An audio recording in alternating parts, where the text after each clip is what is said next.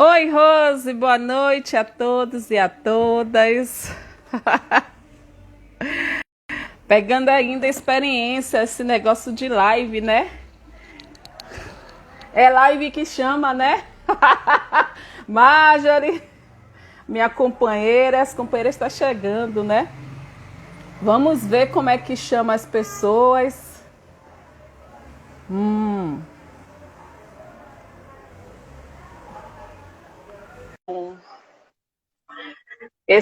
Esses primeiros 5 minutos. Falta 2 minutos para as 19 horas. Aê! Tá me ouvindo bem? Estou sim, estou com fone aqui. Quero ver se é. Puro, você tá me enxergando Fábio direitinho? está chegando. Tô sim, Fábio chegou, Marjorie tá aí. Tô achando escuro. É, Camille. É isso, gratidão, gente. Vai Vamos ver chegando, como meu é que a gente povo. vai chamar. Vai chegando as pessoas. Hoje é um dia de festa. Eu sou de Salvador, da Bahia. Rose, você também é de Salvador, Rose? Sim, sim. Soteropolitana. Pois é. Então, tipo assim, já passou nos jornais locais, né? Jornal Nacional também deve passar. É uma tradição, o dia de hoje, os festejos, né? Uma tradição que tem muita relevância para o povo baiano, um povo brasileiro e também internacional, porque é uma festa também internacional, 2 de fevereiro, 2 de Odoiá, Iemanjá. Eu estou muito feliz de estar aqui com a Rosileia para poder a gente conversar. A pauta hoje é a gente celebrar mesmo essa Iabá tão importante para a gente, no sentido não só o pessoal que é religioso, né, sincrético, espiritualista, como eu, mas para os intelectuais, os pesquisadores, e para a descolonização do saber científico, para nós que estamos aí na educação científica, o ensino de ciência, né, pessoas como eu, que trabalho com educação em física, a Marjorie, que está presente, que é uma química, e a nossa pesquisadora, historiadora, que vai nos apoiar no sentido de pensar essa trajetória histórica e a importância disso nesse legado, nesse momento, para a descolonização do saber científico e também como patrimônio mesmo nosso, nossa cosmovisão, como isso pode contribuir para a gente construir uma perspectiva plural, né? Muitas pessoas ficam pensando, o pessoal, a ciência é neutra, ainda tem muito disso, né? Nessa ideia de neutralidade. E Paulinho, chegando aí. Minha Ô, mãe, Rose, vamos dar esse... tá entrando aí, meu povo, tudo entrando. É Fábio, um pouco, galera. Joel, Dandara, Marcela. Pois é. Obrigada, pessoal. Como é que faz para poder chamar as pessoas? Acho que as pessoas vão entrando, né, gente? Eu não Se sei. alguém souber, por favor, nos avise para a gente estar chamando as pessoas que fazem parte da nossa rede e também chama o pessoal da rede de vocês, né? Para a gente estar conversando sobre isso. Vai nos dando orientação aí, gente. Como é que faz para poder chamar o povo, convidar o povo? É a minha estreia, né? E nada melhor do que estrear em uma data dessa, né? Tão significativa. Né? 2 de fevereiro. Estou vendo que sua roupa né? Sua roupa você tá toda... Estou toda... Está linda. Toda ornamentada. Tá. Com a Yauri, Iemanjá. Gil, minha irmã. Gil. Ninguém me avisou. Você sabe como é sua irmã, né? Pois é, eu também... Seja muito bem-vinda. Minha família também é matripotente, né? Eu sou a mais velha de 3 filhas. Então, a casa é a casa das 4 mulheres e essa força sempre esteve presente. Eu acredito que a maioria das famílias afro-brasileiras, né, afro-brasileira é dessa perspectiva, né? A gente tem a questão dos rearranjos. E agora, nesse contexto, a gente vem percebendo o que o feminismo negro, vamos falar, vamos colorir a etnia, vem contribuindo, né, Rose, sim, para a continuidade da nossa própria existência, né, da nossa subsistência.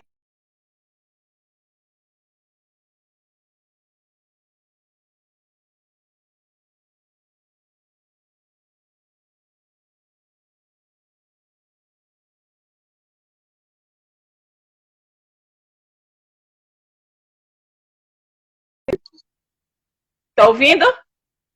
Tá ouvindo agora? Tô. Congelou, foi? Foi. Travou. Deve ser a minha internet. Minha filha estava preocupada, porque hoje eu também, na realidade, a energia caiu, e eu fiquei assim desesperada, meu Deus, como é que vai ser mais tarde? Tomara que segure aí. Pode ser a minha ou a sua, né? Eu falei, não sei, Pelezinho travou a minha ou a de Rose? Black também. Fala aí pra gente quem é que travou, tá travando, pra gente perceber quem é que tá com a internet flutuando, né? Ajustar. Rose, eu fiz uma pergunta a você. Sim. Eu não gosto desse negócio muito de apresentação, né? Eu gostaria que você falasse muito forte, uma referência, enquanto mulher pesquisadora, a gente morou próximo, sim, sim. A nossa estrada se cruzou várias vezes e nesse momento está cruzando novamente por conta do trabalho, né, da cosmogonia, exatamente da astronomia que você está trabalhando na sua pesquisa de doutorado. Então, nosso caminho sempre está se cruzando, né, minha irmã? Então, é um caminho nosso que deve ser muito de amor e respeito. É isso que vai levar a gente sempre para crescer. Então, fala um pouquinho de você. Então, boa noite a todas, todos que estão aqui nos prestigiando. Inicialmente, eu quero pedir licença a todas vocês e a todos que adentrar a casa de vocês, né? Esse espaço, porque nosso espaço, nosso lar é um espaço sagrado, né? E pedir orientação às energias que emanam o dia, né, as Iabás, e que emanam também esse projeto tão lindo, tão brilhante, né, para poder nos conduzir, nos dar equilíbrio, né, para a nossa caminhada e nossa trajetória. E assim, a gratidão imensa, né, desse reencontro contigo, Tanesca, eu fico extremamente feliz, né, e num momento crucial, nós que somos contemporâneas, nós que somos praticamente vizinhas, né, do mesmo bairro, ali da Ferreira Santo, e é de lá que nós tivemos o nosso primeiro início assim, de contato. Bom, eu gostaria de me apresentar inicialmente dizendo que eu sou neta de Dona Davina, neta de Dona Martinha Lopes, filha de Zilma Maria de Santana, filha de Dera Lúcia Maria, filha de Zélia Lopes. Né? Eu sou Rosileia Santana da Silva, como você muito bem apresentou aí, e a minha vida é conduzida e matrigestada por essas mulheres pretas, né, que passaram por todos os enfrentamentos, né, que recai dentro de uma sociedade machista, dentro de uma sociedade misógina, LGBTfóbica, de uma sociedade racista, e essas mulheres utilizaram todas as estratégias diversas, né, passaram por todas as adversidades para que eu estivesse aqui hoje, nesse momento, em uma live, né, falando um pouco do meu trabalho. Né? Então, e inclusive me fizeram ser hoje uma mulher historiadora, pesquisadora, cientista. Algo que antes a gente até conversando, né, Tanesca, falando sobre a resistência em se autodeclarar, em se autodefinir, né, se colocar nesse lugar de mulher preta cientista. A gente sempre vê um outro como tal, né? A gente segue um grande percurso, tem uma grande trajetória de produção, de construção, não só para nós, mas para todas as nossas populações, né? E para a nossa comunidade, a gente serve de referência de alguma forma, e diante dos enfrentamentos, o próprio racismo estrutural faz com que a gente não se enxergue, né? Essa questão do espelho, a gente vê o outro, mas quando a gente mira no espelho do outro, daquela que a gente projeta e vê, desculpa, como a cientista, a pesquisadora, a gente vê, mas não quer, não tem um bloqueio, né, diante desses enfrentamentos, de não se enxergar em tanto quanto cientista, né? Então, a gente vai se desconstruindo isso, e eu acho que as grandes mães, né, e Iemanjá tem essa grande poder dentro disso, que é nos equilibrar, equilibrar os nossos oris, é fazer as autorreflexões a todo momento e se perceber em que lugar se está. Então, eu sou essa Rosileia, matriz gestada por essas mulheres pretas, sou a primeira,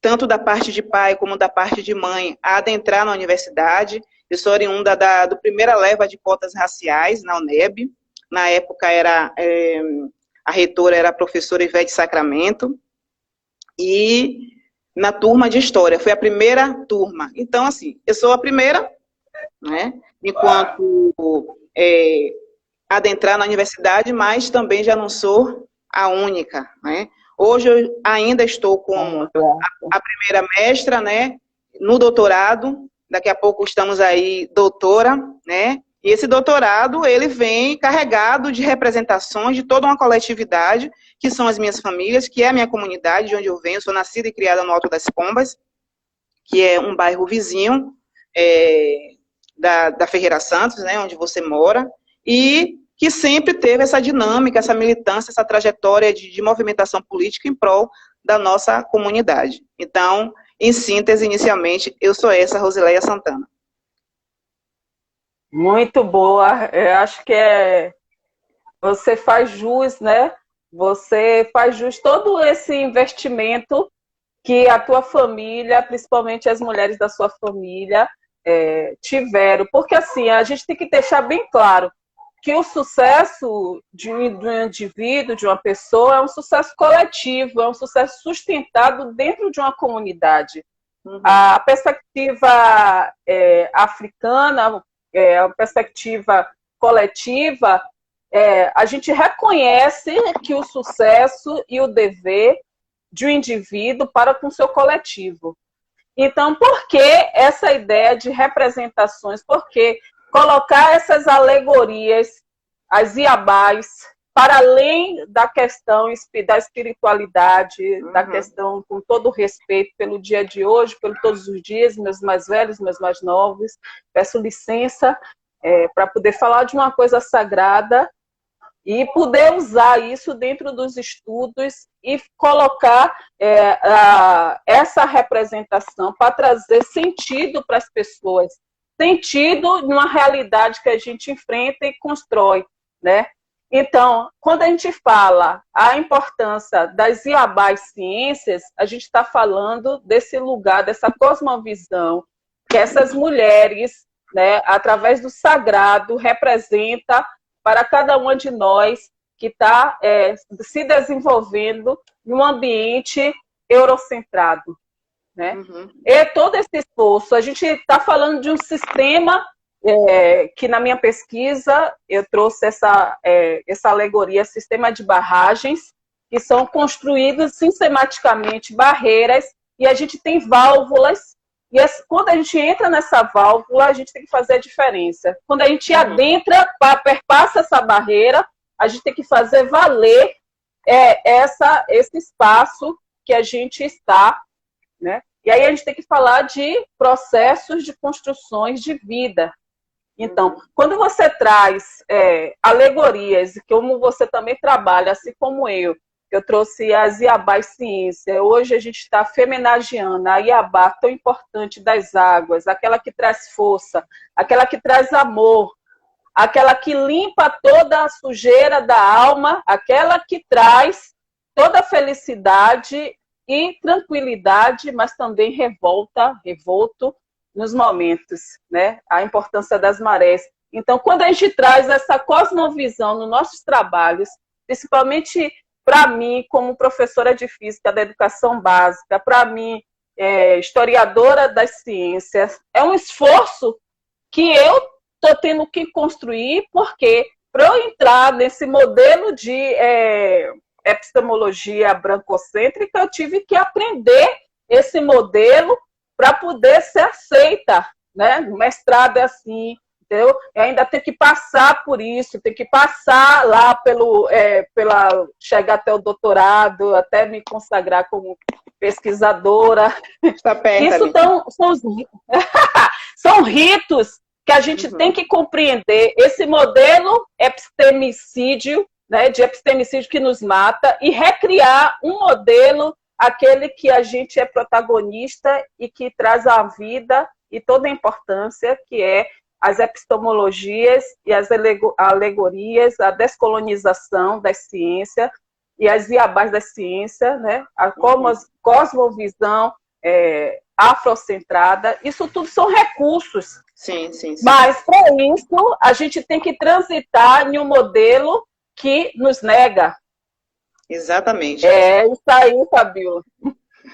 Epa, minha linda, minha irmã Fabiola, que inclusive também é de Iemanjá, historiadora, escritora, professora de história, e assim, apoiando. Seja bem-vinda, minha irmã, e todas que estão aí, todos que estão presentes. Você traz um ponto que é interessante, Tanesca, que é a questão da representatividade, e que quando nós estamos nesse espaço, que dentro do processo colonial, ele demarca como um espaço branco, masculino, e que a gente adentra, a gente vem na busca e na tentativa de quebras de rupturas, né, quebras de paradigmas, trazendo essa coletividade, que é algo ancestral, africano, pindorâmico, né? Então, assim, Iemanjá, dentro dessa conjuntura, né, pegando um pouco o ponto da temática que você traz, ela representa muito bem isso, né? Iemanjá, ela é uma mulher agregadora, ela é a mãe cujos filhos são peixes. Isso representa a coletividade, a união dos seus filhos, né? Então, isso quando a gente vai para esses espaços acadêmicos, justamente para poder fazer o resgate do legado africano, do legado pindorâmico, dentro da história das ciências, por exemplo, a gente traz essa representação, a gente traz essa coletividade. A gente sabe que, a partir do momento em que você está falando sobre mulheres negras nas ciências e discutindo as questões das políticas de ações afirmativas, quando eu trago a cosmovisão Dogon, né, para poder estruturar outras epistemes para poder ser trabalhado dentro da sala de aula, fazendo um resgate e uma descolonização dos saberes científicos, né, e, para além disso, a descolonização da prática de ensino desses professores, isso, o que nos impulsiona a isso é justamente a ideia e sentido, que é para além de cosmovisão, mas são os cosmosentidos que estão ali envolvidos, que faz que a gente tente materializar, né? Então, assim, a gente vem nessa trajetória aí, quebrando paradigmas, rompendo. A gente sabe que esse enfrentamento é um enfrentamento que tem que ser junto, né? Tem que ser na coletividade, e Iemanjá, mais uma vez, ela nos dá estratégias, né? Dentro desse propósito que a gente tem, né? Ela nos orienta, ela nos equilibra, né? O pensar. Perceba que o pensamento, ele é uma tecnologia de extrema potência, né? E é uma tecnologia que é emanada e que é estruturada e defendida, né? É do controle de Iemanjá. E por esse ser o pensamento, né, as ideias, ela ser uma tecnologia de extrema potência, né, o que é que os colonizadores fazem? Eles defendem, eles demarcam, institucionalizam que tendas de africanas não pensam, não têm ideia, não têm criatividade. Eles corrompem, né, subalternizam as nossas intelectualidades. E é por isso, inclusive, que a gente tem a dificuldade de se autoafirmar enquanto pesquisadora, enquanto historiadora, enquanto cientista. E é justamente esse movimento, né, que a gente vem fazendo. E isso graças também a Iemanjá, né? Graças às Iabás, que são mulheres estrategistas, que são mulheres que a gente, por mais que, não é porque nós somos pretos, né? Que somos descendentes de populações africanas e pindorâmicas, que devemos direcionar, cultuar religiões de matriz africana. Aqui o ponto não é esse, Mas independente dos seus direcionamentos religiosos, ainda que não seja, né, de matriz africana, candomblé, umbanda, enfim, a gente tem esse cosmosentido que é ancestral, né? As mulheres que regem as nossas vidas, as mulheres que regem as nossas casas, né? São as mulheres que gestam as famílias, muitas são mulheres mães solteiras, né? E mães solos, e que, a partir das suas estratégias, das suas dinâmicas, fora da universidade, né? Enquanto ganhadoras, elas desenvolvem estratégias, né? Inúmeras estratégias, né? Utilizam a ideia, o ori, o pensamento, para fazer com que seus filhos e as suas filhas, dentro dessa segunda leva, a partir de 1970, mais ainda 80, 90, adentrem nos espaços, né, acadêmicos. E, cada vez mais, a gente vem chegando, né? Eu tenho um discurso que as pessoas dizem muito, né, que a favela está vencendo, né? A gente está no caminho. Eu não considero muito isso, porque enquanto nós estamos aqui conversando, mesmo no contexto de pandemia, tem um jovem sendo assassinado, né, dentro dos espaços populares, nas ditas favelas, né? Então, quando nós estamos dentro do espaço acadêmico, né, lutando e permeando lugares, não só falar de nós, por nós e sobre todos nós, né? De alguma forma, a gente está articulando estratégias, né, para estar como uma professora dentro dessas universidades, como uma reitora dentro dessas universidades, desenvolvendo políticas públicas para que mais venham. Essa também é uma das alternativas descoloniais, né? Estar num espaço que demarcaram como espaço branco, fazendo ciência, né? Publicando, cada vez mais pesquisando coisas que foram silenciadas, saberes científicos que foram silenciados, que foram subalternizados, né? Tá tomando de volta um legado que foi nosso, que por muito tempo diz que a ciência vem do povo grego. A gente já está desconstruindo, apresentando qual é o lugar da ciência em si, né? Então, esse processo de desconstrução, de alguma forma, contribui. Se a gente está no espaço acadêmico e a gente adentra para o chão da sala de aula da educação básica, a gente faz esse movimento cíclico, a gente faz esse xirê para poder, de alguma forma, desenvolver educações antirracistas, mas, sobretudo, que combata o racismo, né? E que diminua e até extermine as matanças dos nossos e das nossas. Né? Você tocou em vários pontos importantíssimos nessa questão de colocar a matripotência, colocar as iabás como um recurso de descolonização. E como a gente traz essa alegoria para além das religiões de matriz africana, mas trazendo isso no contexto de um ponto onde a gente vai seguir e vai construir toda uma história e uma trajetória. Eu achei muito importante quando você falou do processo de descolonização e o processo que é chamado decolonização, que são dois pontos diferentes, mas que se agrega em um, que é a necessidade de recontar a partir de pontos de vista civilizatórios diferentes. Exatamente. Aí você trouxe a perspectiva que o Ocidente defende e vai matando todo o resto do mundo, o Ocidente eurocentrado, europeu, na questão da geo, né? A questão da geo ali, ó, o território é um território ínfimo que causou uma devastação de várias etnias e os processos de perda muito grande de criatividade e potência de recursos, né? E aí a gente está falando do continente africano, do continente americano, sul-americano, a gente está falando da Ásia. Então a gente está falando de vários povos que, a detrimento de um só, um modelo forjado de ciência, de tecnologia, de artes, de modelo civilizatório, e que a gente tem um comportamento todo voltado cultural como um padrão.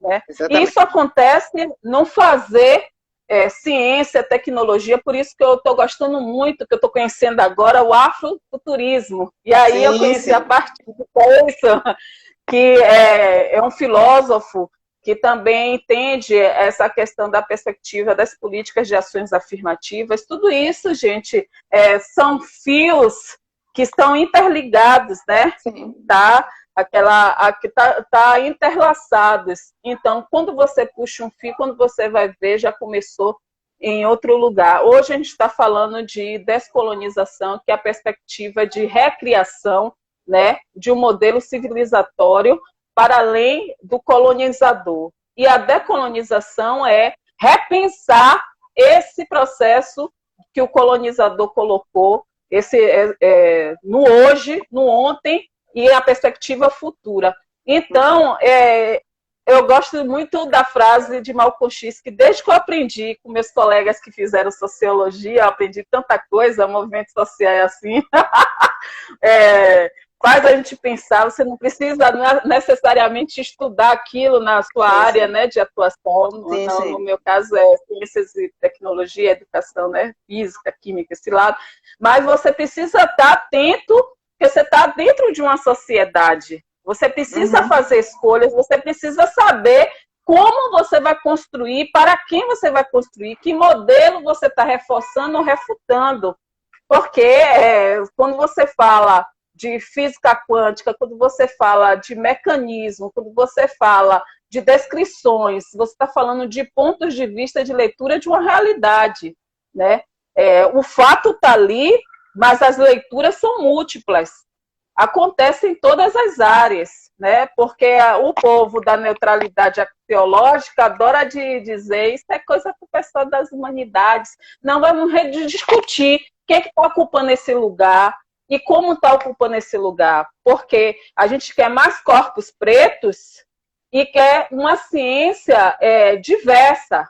E aí eu estou falando de todos os corpos atravessados. Eu estou falando de pessoas que teve o sistema de opressão operando sobre sua existência, dizendo quem deve viver ou morrer. Isso a gente está falando não só na vida material, mas na sua existência enquanto indivíduo pensante. Exatamente. Isso, aqui ele fala, Zumberi fala, Sueli Carneiro vem falando, descreveu todo o biopoder, né?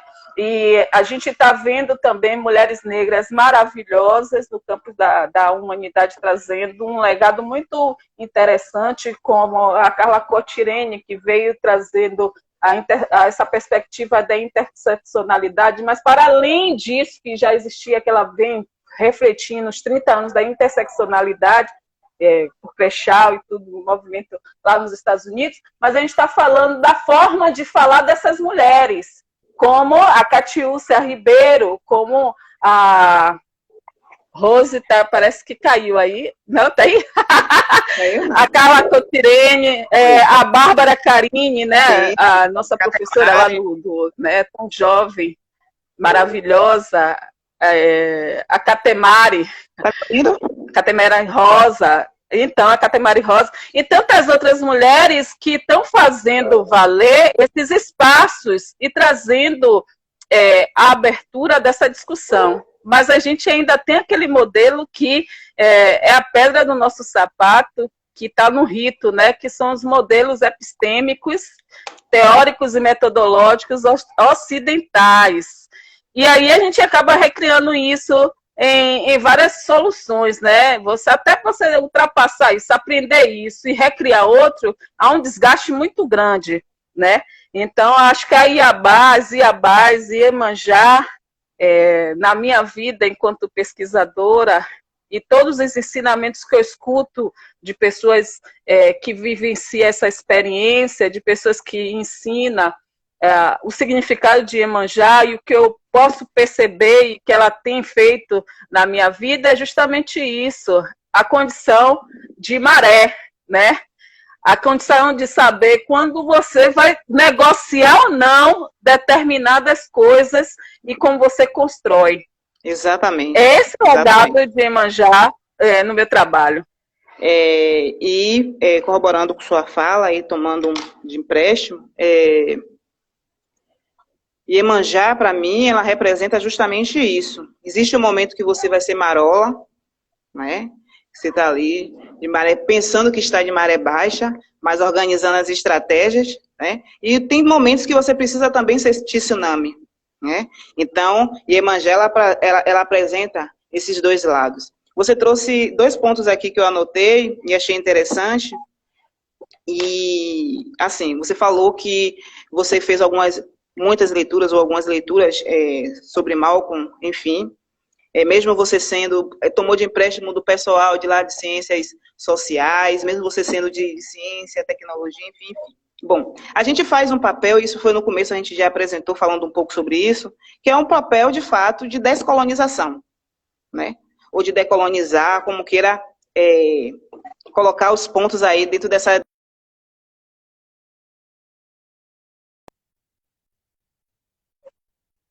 Eu disse assim, acho que...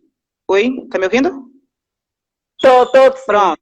Quando começamos a conversar, eu disse assim, Tanesca, eu não vou falar, eu sou uma cientista, sou uma pesquisadora, sou uma historiadora, mas eu vou falar não com conceitos, com linguagem, com aprofundamentos acadêmicos.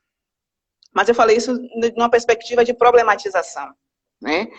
Problematização no sentido de que se eu quero descolonizar, eu preciso me descolonizar. E eu busco fazer isso todos os dias no meu espaço, né? No meu espaço do meu lar, né? Dentro do meu terreiro, né? Que são meus espaços íntimos, que são os meus templos, a minha casa. Por quê? Porque eu sei que eu, né? Como diz o Babin, que é uma ancestral minha, ela diz anel no dedo, que representa a ciência, aos pés de Xangô. O que é que ela está dizendo com isso? Você é de uma casa de axé, você tem e mantém as tradições do povo africano, você vai para o espaço acadêmico e você vai ter que estar nessa intermediação de diálogo.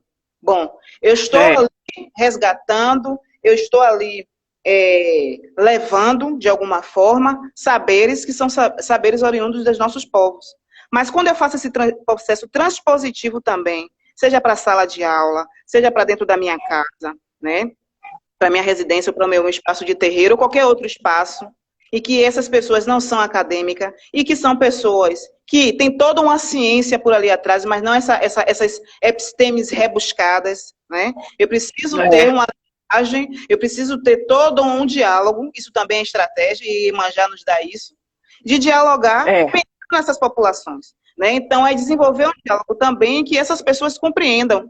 Por exemplo, hoje a gente está aqui em um espaço, depois a gente vai ser visitada, mas tem um espaço que é bem majoritário, tanto do meu como o seu, mas o meu, muitas não são acadêmicas, né? Perfeito. Então, assim, compreendendo que a ciência, né? Você disse, eu sou da ciência e da tecnologia, mas quem é que faz essa ciência? De onde foi que veio essa ciência? De onde é que vem essa tecnologia? Quem foi que pensou nessas técnicas e tecnologias e que hoje está institucionalizado na academia, né? São pessoas, né? São pessoas que estão ali em volta das suas culturas, das suas histórias, e que têm também os seus interesses políticos em cima, né? Isso é marcado. Mas a gente sabe que a gente faz essa rota. Então, um dos papéis do meu trabalho também, eu comecei na minha dissertação fazendo um diálogo, uma estruturação de descolonização de saberes, pensando no ensino de história, onde eu trago a cosmogonia iorubá, né? Só que no final dessa pesquisa, foi percebido que havia necessidade, dentro de um processo de construção, de reconstrução e de desconstrução, ampliar também para as ciências ditas exatas e da natureza.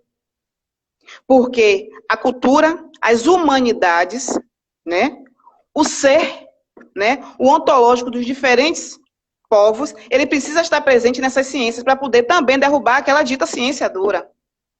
Para também derrubar aquilo que, quando os meus meninos estão na sala de aula, eles gostam, por exemplo, de artes, que maravilhoso, eles gostam de história, maravilhoso, mas não gostam, muitas vezes, de física, não gostam de química, não gostam de matemática, porque eles não se veem.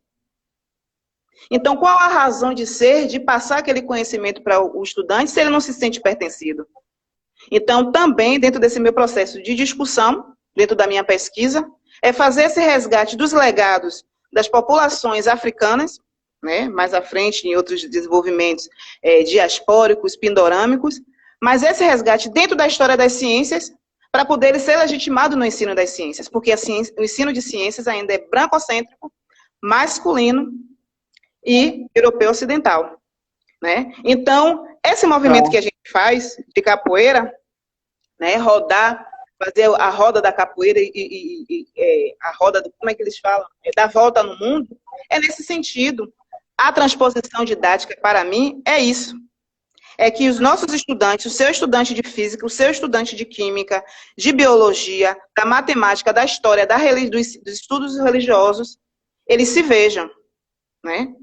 E, para se ver, é necessário, a gente sabe que dentro das áreas de conhecimentos, das ciências da natureza, das ciências exatas, no caso da matemática, eles quase não se veem. Eles dizem, eu não gosto de matemática. Eu não gosto de matemática simplesmente porque eles não veem instigação, eles não se veem. É aquela coisa pura, neutra, sem afetividade, sem dizer de onde veio e por que veio, né? E quando vem, ele vê sempre aquele distanciamento. Então, essa proposta descolonial e descolonizar, inclusive, as práticas docentes, é contribuir também nessa perspectiva. E isso, quando eu digo descolonizar as práticas docentes, eu me incluo nisso, porque eu sou uma pesquisadora professora, e foi as minhas dificuldades dentro da sala de aula, né, e de fazer trabalhos, inclusive, interdisciplinar, pensar na transdisciplinaridade.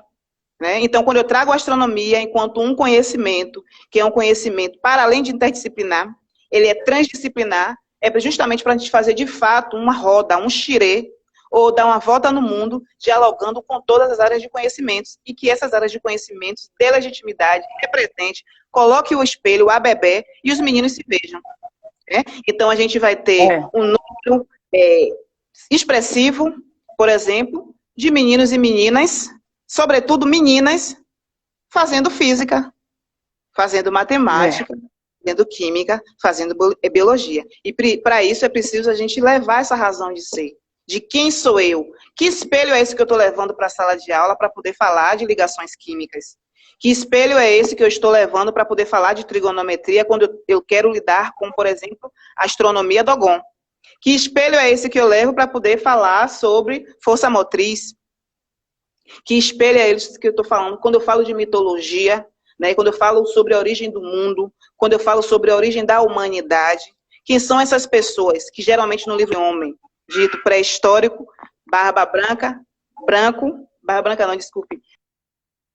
barbudo, mas um branco, é muito difícil você ver mulher, e é aquele branco que você está deslocado, não sabe de onde é que veio, e a ideia que se tem da representação do discurso é a Europa. Né? Então, esse papel que a gente faz também é nesse sentido. Então, a ciência e a tecnologia precisa, sim, ler Fanon, a ciência e tecnologia precisa, sim, ler Malpass, precisa ler Abdias do Nascimento, por exemplo, precisa ler Lélia Gonzalez, precisa, enfim, ler e introjetar, ter o cosmosentido dessas populações, desses diálogos, né, ter essas epistemes para levar para a sala de aula. Então, o papel é esse, desde o discurso, quando a gente está aqui conversando para todos, até isso ser institucionalizado no chão da sala de aula, seja na academia, seja na educação. Você trouxe uma perspectiva muito interessante nessas nossas falas, do que a gente vivenciou e do que a gente pretende projetar, que, primeiro, é o papel daquelas políticas públicas que uma geração inteira, inclusive a gente fez parte disso, dentro dos movimentos sociais, lutou. Sim. E foi consagrado, e não pode ser desperdiçado, e o sentido disso é a continuidade dessas pesquisas e a modelagem disso para a institucionalização no chão da sala e na formação de professores e na formação também desse cientista, para além dos professores, que vai formar várias profissões, também todas as profissões, inclusive a de cientista, o político, o pensador. Então, independente da área, a gente tem que repensar essa estruturação de quem é que deve pensar e quem deve não pensar, é aquele quem fez, quem não fez, as contribuições dos povos. E aí você trouxe a Lei 10.639, você trouxe a perspectiva também disso dentro das universidades. Um exemplo disso, a disciplina que a gente fez parte, que é a descolonização dos saberes e as suas afirmativas, construída pela Catemari e Bárbara Carini, né? Ao qual você tem um artigo num livro deles. Vamos falar, boa gente, lê. Vamos ler, meu povo. Mas a gente tem um material, a gente tem um esforço aí, porque é um esforço muito grande, gente. De você construir em cima de uma criticidade, de uma barreira, de uma negação. E trazer uma perspectiva e trazer possibilidades. Aí quando você chega na escola, você encontra um ambiente com várias coisas que interferem, né? Mas tem aquele professor que tem a vontade dele, que estimula ele e a sua posição política, é disso que a gente está falando. Você falou sobre a matriz de quem deve ou não ser lido dentro das universidades. Isso a gente está falando de currículo. Se a gente está falando de a orientação, a entrada desses estudantes negros, indígenas, trans, né, LGBTI, você está falando de uma mudança de perspectiva curricular dentro da universidade. E aí você vai falar de maneira os professores, os preconceituosos, os racistas, ainda está em um lugar confortável, mas precisa se mexer. E vai ser constrangido, porque a gente está salvaguardado, pelo menos, pela uma legislação e um conjunto de setores e de pesquisadores que já estão lá, fazendo movimentar isso, e a gente precisa usar isso, né? Salve aí, ó, Cleiton, a gente fala de você bastante, por isso. A gente falou sobre isso, né? Que a gente quer muito aprender essa perspectiva afrofuturista, porque a gente está falando de sonhos, a gente está falando de construção, releitura histórica de um fato, né? Estava ouvindo falar há pouco tempo sobre construções de fatos, né? Isso é o pessoal da fake news, né? A direita adora as fake news, né? Os racistas adoram as fake news, os preconceituosos, aquelas pessoas exploradoras adoram construir fatos, né? Fatos não são construídos, gente. Você tem leitura desses fatos. Os fatos são aqueles que acontecem e você tem leituras e posicionamentos de acordo a onde você ocupa. Esse lugar de fala que a Djamila descreveu aí, que deu um babado danado, e muita gente faz algumas leituras errôneas. Para mim, o lugar de fala é o lugar não só de autoridade, mas um lugar onde você se autoriza, mas é aquele que você assume, para além de autoridade de falar ou não, mas aquele que você assume. E aí, esse recurso é muito interessante para a gente, porque força as pessoas das verdades absolutas, né? Esse jogo de poder, que é o jogo da arguição, jogo do que é certo, do que é errado, do que é legítimo, do que é ilegítimo, porque é assim que a academia nos traz. Exatamente. É assim que a gente vai ultrapassando as barreiras. Você é constrangido a não se colocar, porque você já tem a ideia que o seu lugar é um lugar um lugar que seja legítimo, né? Então, quando você traz esse recurso de lugar de fala, você diz: eu estou com esse poder, o meu poder é esse daqui, eu falo de tal lugar e o meu recurso é esse daqui. Ou você obriga as pessoas de espaços privilegiados a assumirem o privilégio, porque tem ali, ó, como articular determinados poderes. Então, a gente tem que falar desses recursos. Outro recurso que eu vejo o pessoal criticar muito é o termo empoderamento, que teve um tempo na moda, e aí agora o pessoal trouxe um poder já nasce com você e ninguém é retirado, mas eu acho que esse termo empoderamento é um recurso muito interessante, principalmente quando a gente fala de mulheres, a gente fala do feminismo, a gente fala de outros termos, do mulherismo e de outras epistemologias que vão chegando ainda, e você coloca a matripotência, é que esse poder que você reconhece dentro de si, ou toma para si, ou projeta-se, é um empoderamento, né? É aquele você tomar um poder que é seu próprio e se colocar. Eu acho que a gente tem que fazer valer recursos epistemológicos para além das críticas.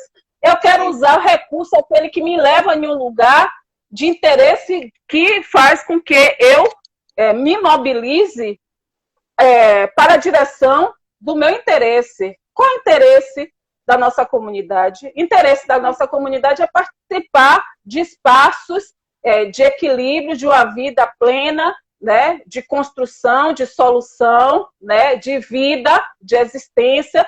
É esse lugar. Uhum. Né? É esse lugar. Então, a Iabá e Iemanjá, ela traz esse poder feminino, que é o poder da escuta, da matrigestora, isso Catiúcia traz muito, né? Aquela que gesta. Não estou falando só de pessoas, mães como eu, sou a mãe de uma menina de 4 anos, mas aquelas pessoas que gestam vários trabalhos nos seus espaços, né? Uhum. As mulheres, elas já nascem com essa potência. Exatamente. E é isso que a gente está celebrando hoje e a gente vai celebrar sempre. A gestação é para além da perspectiva biológica, né? A gente já traz isso, né? Nós, mulheres, gestamos e geramos ideias. Geramos e gestamos potências, né? Geramos e gestamos vidas também. Seja vidas em sala de aula, ainda que você não venha a parir, né? Mas você tá, não estou dizendo aqui que a professora está no papel de mãe. Mas a gente gesta de inúmeras formas, a gente gera, a gente empodera. Projetos de vida. Projeta, exatamente, a gente projeta a vida desses meninos, né? Quando a gente tem aquele cuidado, né, de fazer com que aqueles meninos estejam no chão da sala de aula se vendo, para poder evitar as esquinas, por exemplo, enquanto as suas mães estão no labor do dia a dia, fazendo uma faxina, vendendo acarajé, costurando, a gente tem essa responsabilidade, né? Então, isso faz parte do matriarcado. Seja ele um matriarcado africano, faz parte do matriarcado pindorâmico. Isso, né? A gente cuidar, ter a responsabilidade com os filhos dos nossos. Porque a gente, tendo cuidado com os filhos dos nossos, a gente está cuidando da gente também e dos nossos, porque são nossos, né? Chega a ser até redundante. Você traz duas coisas interessantes, né? Falando sobre o fake news. Eu não sou muito de gravar nomes de autores, não. Mas tem um livro chamado Legado Roubado, acho que é Stolen, não sei pronunciar muito o nome dele, e que ele fala sobre essa questão do legado, né? De todo o saber, a ciência, a construção, fazer africano que foi roubado pelos gregos. O que é, se não o epistemicídio, se não fake news? Ele vem dessa fake news. O fake news, ele se abastece, se alimenta justamente dessa relação epistemicida, né? O que se não esse discurso, esse fazer, né, de legitimar que um bem é seu sem ser seu, que a construção, que o desenvolvimento de Bhaskara, né, a soma dos equiláteros, enfim, eu não sou da matemática não, gente, mas estou querendo trazer um pouco apropriação indébita. Exatamente. Então, o que é, se não a apropriação desses conhecimentos matemáticos, que os gregos disseram por muito tempo que são deles e ainda hoje está nos livros didáticos, se não africano, né? Se não quemético, né? Então, isso, de alguma forma, foi um exercício, uma ferramenta, ou como você fala, de instrumento, né? Que é um instrumento de fake news. É você fazer com que uma verdade seja verdade absoluta, mesmo sem ser. E isso foi sendo legitimado há séculos. E é justamente essa derrubada que a gente quer fazer. De dizer, não, esse legado é roubado, essa ciência, quando a gente fala, eu fiz apresentei um trabalho em Portugal, tá. Eu estou me inteirando aqui, viu, gente, nessas lives. Então, eu apresentei um trabalho, inclusive também desenvolvi um artigo falando sobre as 4 operações matemáticas que vêm de Cambridge, né? E aí, eu fui justamente fazendo essa desconstrução, porque dizendo que a aritmética, dentro das literaturas, quando você vai fazer um resgate histórico epistemológico da origem do número e da contagem, se vê que está lá, você encontra com os gregos. Então, foi necessário a gente fazer um resgate, beber da fonte de Cheikh Anta Diop, por exemplo, e de alguns autores também que dialogam com a etnomatemática, com a matemática africana, para poder fazer justamente esse resgate e dizer assim, ó, em outras palavras, isso daí é fake news. Esse legado é roubado. A matemática, ela é africana e vem de Kemet e de outros povos também, mesopotâmicos, enfim. Né? Então, só para poder refletir um pouco, quando você traz essa questão da ideia da era de fake news, essa era não é nova, não. Isso é de muitos e muitos. Esses povos. Outra coisa também que você falou foi sobre a ideia de empoderamento, né? que se discute, existem seus pontos positivos, ótimo, existem seus pontos que as pessoas criticam, mas o que é o empoderamento do nosso povo, se não essas potências dessas ganhadeiras que estão aí na rua, dizendo assim, você precisa acordar cedo para poder estudar, você precisa ir para a rua para poder estudar dentro de casa, no arrimo, sendo arrimo também de família. Isso, de alguma forma, está instrumentalizando os seus filhos, mesmo que a gente não está querendo aqui romantizar, né? Não está querendo romantizar uma situação que é drástica dentro da estrutura social brasileira, sobretudo para as populações pretas e populações indígenas, né? Mas essas mulheres utilizaram algumas alternativas para poder fazer com que a gente tivesse e construísse sentimentos de empoderamento. E que isso foi reverberado, reconstruído de outras formas. Minha mãe, por exemplo, enquanto costureira, ela sempre dizia, diante da linguagem dela, né? Nego só bom. E eu não entendia isso. Antes de casar, precisa casar com os estudos. Enquanto minha mãe estava ali costurando e eu ficava ao lado dela, lendo vários romances, não saía, sempre lendo, eu compreendi que aquilo que ela estava me dizendo ali, você precisa se empoderar.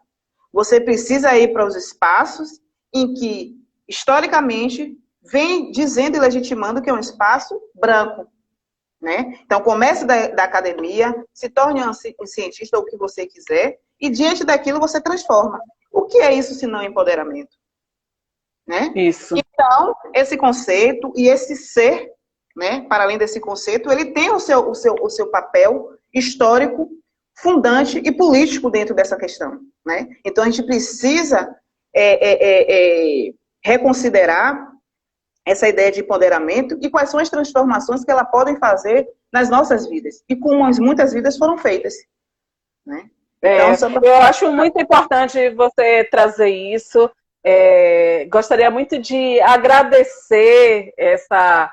Eu sei que você não é muito chegada, né? A gente está ainda começando nossos trabalhos aqui pelo Instagram, e aí a gente pede para todo mundo, espalhe mesmo, porque a gente está falando de espelhos de Obirins. Obirins são mulheres potentes, essas mulheres que precisam ter a sua fala equalizada, a sua fala projetada, e esse espelho, aquele espelho que a gente se vê a si próprio e os outros. A gente se enxerga através, eu me enxergo através de você.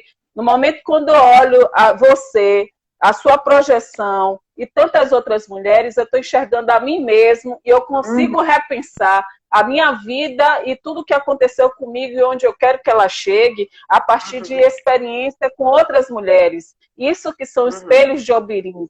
A minha irmã Thaís, ambiental, que é pedagoga, psicopedagoga, trabalha...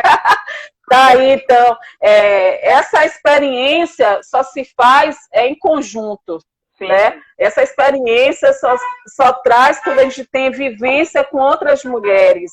E aqui eu chamo as mulheres, principalmente daquele engodo que criaram, né? O poder masculino, sexista, colocaram as mulheres como rivalidade. Hétero, isso daí é uma coisa, isso daí é uma questão construída, né, e articulada, pensada para poder colocar a gente em um lugar de subalternidade. Isso é pensado, gente. Essa questão de colocar as mulheres brigando entre si, muitas delas acreditam, né? Ao mesmo tempo, a gente tem críticas sobre a teoria da sororidade, né? A gente vê que determinadas mulheres em espaço de poder, elas rejeitam aquela ideia de dar a mão, não largar a mão uma das outras por questão de concorrência, né? Exatamente. E a gente está falando, não disso, a gente está falando de solidariedade, a gente está falando de partilhas, a gente está falando de viver com... exato, esse nome esse nome aí. Então, a gente está falando dessa perspectiva. Então, da maneira que a gente tem a colaboração de pessoas, a escuta ativa, e quando a gente tem mais pessoas para o debate e construir epistemologias que traga a todo mundo, todos os tipos de saberes, a gente vai construir uma sociedade mais igualitária, com essa distribuição de poder, né? Não, eu não estou te dando o poder, não. O poder já existe de você. Eu estou compartilhando com você Exatamente. O meu poder e você compartilhando comigo o seu poder, as suas União vivências. União então, eu gostaria de... Exato. Eu gostaria de agradecer a todos, a todas, a todos. Eu não sei como é que é o sistema aqui de gravar, eu só sei que o pessoal diz que daqui a pouco pode cair, né? Tá. Antes que venha, porque 1 hora, 59 minutos as lives. Essa live a gente vai falar mais outras vezes, e hoje a gente demarca um lugar muito importante. Convido a todos e a todas para visitar o site iabaisciências.com.br. Lá você vai encontrar o jogo Espelhos de Obirins, que é um jogo simples, baseado de cartas e quiz. Vai ter podcast, já tem 3 aí podcasts sendo preparados, com 3 astrofísicos. Pois é. O Alan Brito, que é um astrofísico maravilhoso. Que também é escritor. A astrofísica Rita de Cássia, a premiada L'Oréal, né? A astrofísica Eliade Lima, gratidão. Os próximos encontros, eu vou chamar pessoas interessantes como Rosileia. Obrigado, foi show.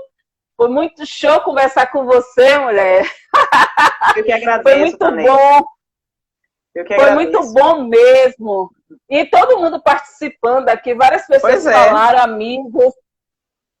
Muitos amigos presentes. E o próximo encontro, eu quero que vocês lancem perguntas para a gente, participem com suas perguntas. Fazer de fato o xirê. Participar. Esse xirê, essa roda, exato. Aí, vou te ver, Rosileia. Todo mundo fica feliz com Rosileia, quem não fica? Sim. Gratidão, meu povo. Nosso povo. Aqui. E outra coisa, Rose, antes da gente terminar, que está rolando aí, que as pessoas não falam muito da eleição, né, que teve na Câmara dos Deputados, mas fala do BBB. Né? Pois é. Mais um golpe, né? Mas fala do BBB. 2 coisas diferentes que se contrapõem, mas que é o espaço privado e o espaço público, né? Pessoal, Hannah Arendt. Diferentes e iguais, né? Porque faz parte das nossas vidas, das nossas existências. É isso que está em jogo aí. Gratidão, Zilma, representatividade, minha gratidão. Mãe. Aí. Fábio, obrigado. Muito obrigado. Né? A saúde mental, eu vi em um post que eu não me lembro muito bem de quem foi, mas com certeza foi alguma mulher maravilhosa, fodástica, falando assim, que a Iemanjá é responsável pela saúde mental. Exatamente. Primeiramente, saúde mental, gente. Saúde mental. Oriçã, Araçã, né? Mente sã, corpo sã. Oriçã, exato. Não sabia dessa, né? Oriçã. Vou aprender, viu? Porque eu vou usar em tudo. Lê o trabalho de Rosileia, gente. Ela tem a tese dela, a dissertação dela de mestrado maravilhosa. Eu vou disponibilizar o material do curso as Iabás Ciências e Ações Afirmativas. Foi maravilhoso o curso. Vocês podem ver alguns textos que a gente trabalhou lá no site, dá uma olhada também, escreve lá. E a gente tem também lá no site, que Meu Espelho de Obirim, vocês que é das áreas de ciências, escreva lá sua experiência, porque outras mulheres vão se orientar pela sua realidade para se projetar. Né? A gente, isso daí é muito distante do que o Ocidente chama de inveja, disso, daquilo outro. O pau que dá em Chico não dá em Francisco. Isso daí é uma coisa certíssima, né, do ditado popular. Mas uma coisa que a gente pode ver é que o espelho é um espelho que projeta realidades. Você pode projetar-se para qualquer lugar que você queira, a partir de uma orientação. Você precisa se orientar. Então, a gente pode se orientar com pessoas que percorreram aquele espaço, pessoas que fizeram aquele caminho. Então, é assim que meninas e mulheres vão para as ciências, né? Exatamente. A qualquer tempo da vida você pode fazer qualquer coisa. Eu acho que agora vai. Obrigada, Rose. Gratidão, meu amor. Obrigada, gente. Obrigada. Como é que faz para salvar, minha gente? Não sei. Não sei. Não sabe, né? Espera. Aqui não tem. Aqui não tem. É brincadeira? Gratidão, viu, minha irmã? Será que a gente vai ficar viciada em live? É tanta live que tem por aí. Já estou gostando, já é a segunda. Um foi no YouTube e outra agora aqui pelo Instagram. Gente, visite lá o YouTube, viu? Meu canal, Café Científico com as Pretas. Esse trabalho vai estar lá também. Obrigada, Fabiola. Franciné, muita gente veio te ver, viu? Poxa, obrigada essa mulher. Mãe, meus irmãos, amigos, amigas, somos família. E é isso, esse apoio é preponderante para poder a gente seguir, né? Tá pedindo para salvar, por favor. Não sei como é que salva aqui, tem que ser você, né, Tanesca? Pois é, tem que salvar. Eu tô esperando aqui, dar um minuto. E aproveitar para poder agradecer a Viabás, né, Tanesca? Viabás agradecer a dona do dia, aniversariante, como eu não sei se é aniversariante, não, mas a homenageada, né? Sim. É isso. Minha filha disse que era o aniversário de Iemanjá. Por isso que eu fiquei... Antes de acabar, você finaliza e aparece a opção salvar. Sim. Como é que... sim. Dá aperta, né? Ali no xizinho, né? Minha irmã, Fabiola. Obrigado. Beijo. Sem palavras, viu, Bibila? A gente conversa no PV. Gratidão, meu povo. Gratidão. Que já continue nos orientando. Pois é. Encerra o vídeo, gente. Como é que é? Encerra?